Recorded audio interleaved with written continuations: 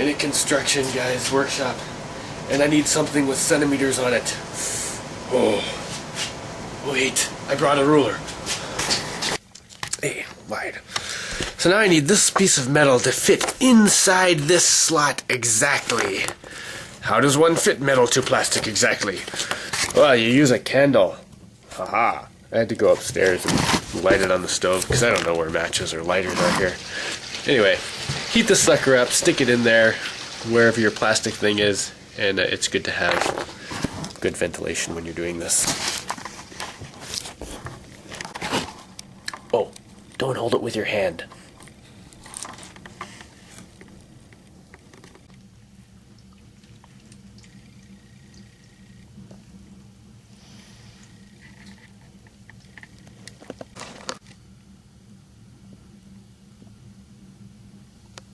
Oh, starting to change color a little. Sweet, it's almost ready. Just gonna touch it to the end. Yep, that melts it pretty quick.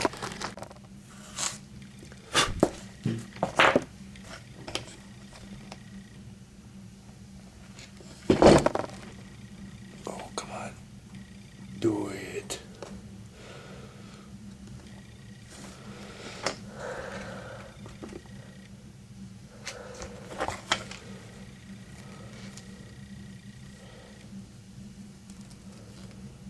Cool. Ho, that's in there pretty good. Now don't ever melt plastic. It's bad for you. Bad! Oh, when you're doing silly stuff like this, I'm actually going to cut this off like right about here. But it's good to do that after you mess around with things like this.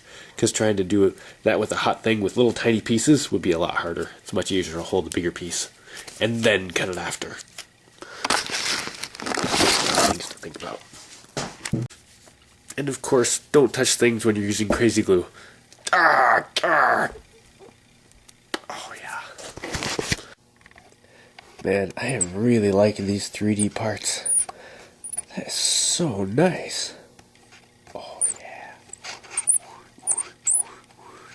Look at my giant thumb. Oh, I didn't clean under my nails. No, I don't. I'm an ogre. It's okay. Okay, I couldn't quite 3D print the threads and things, but the holes are pretty exact. Usually when I'm making stuff, it takes me so long to make all the pieces, and I'm spending all this time and effort making each piece perfect, and I kind of get lost in the trees, and I lose track of the forest, so when I actually finish the thing, I'm like, wow, that's so great, it works, but I don't even know what I made anymore. I'm so like, I don't know, my brains are just swimming. But here I just got all these 3D printed pieces that I just drew on the computer, right? And they haven't gotten together perfectly. I've had to file some things down and add little bits here and there. But it's been like 12 hours or something, and suddenly there's this thing here, and I'm like, whoa, and I'm getting like the fresh perspective. Because usually when I build things, I have to leave for a month and then come back, and then I can get the fresh perspective and be like, wow, that's so cool, and get the perspective back that I had before I built it, which was why I was building it. And then I'm sitting here thinking, wow, that was so fun to put together. And I'm not even done yet. I have some more stuff to put on. And I was like, this is so fun. I have to make kits of this. That would be so cool. And then I was like, wait, I am doing that. So I haven't really mentioned. I've kind of like committed to starting a Jaimie factory where I'll make cool crap. And I was thinking about calling it the Crap Factory. But then I decided maybe that's not the best name. So yeah, I'm gonna.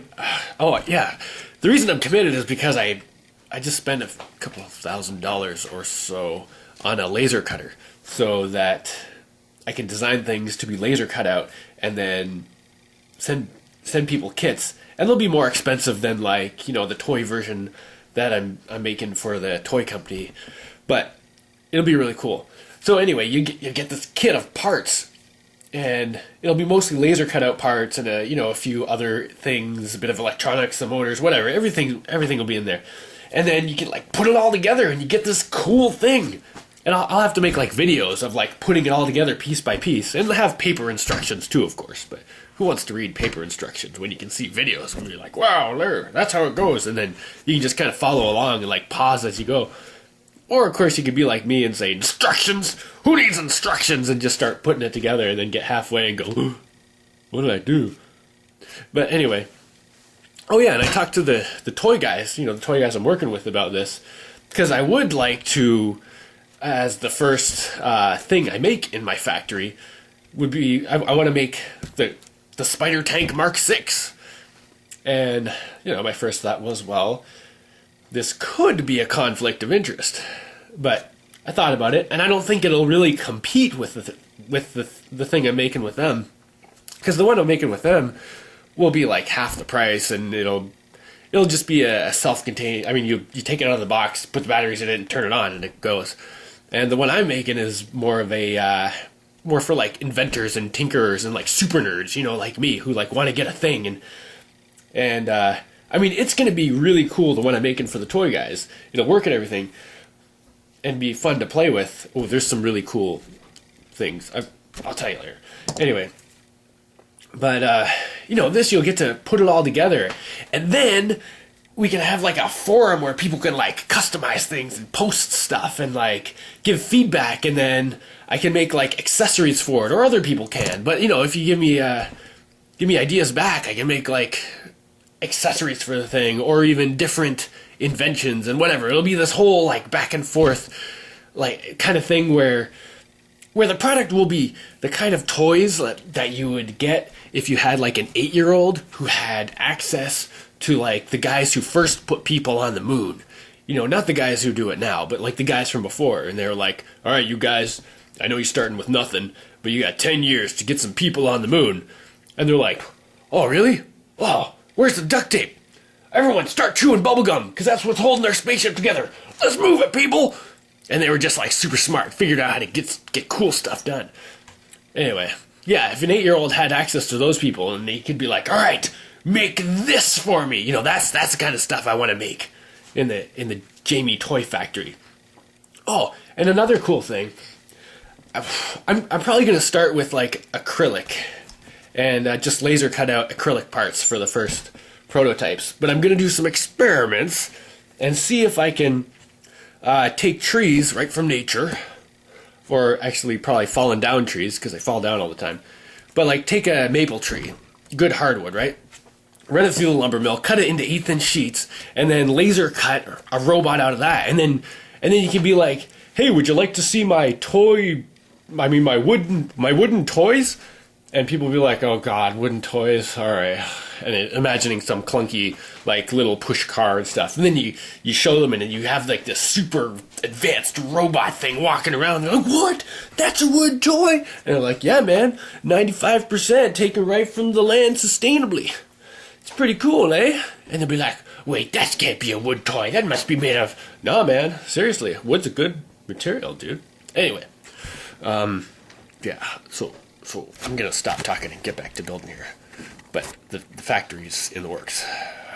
And designing the first thing for that is one of the big things I'm doing on this here vacation.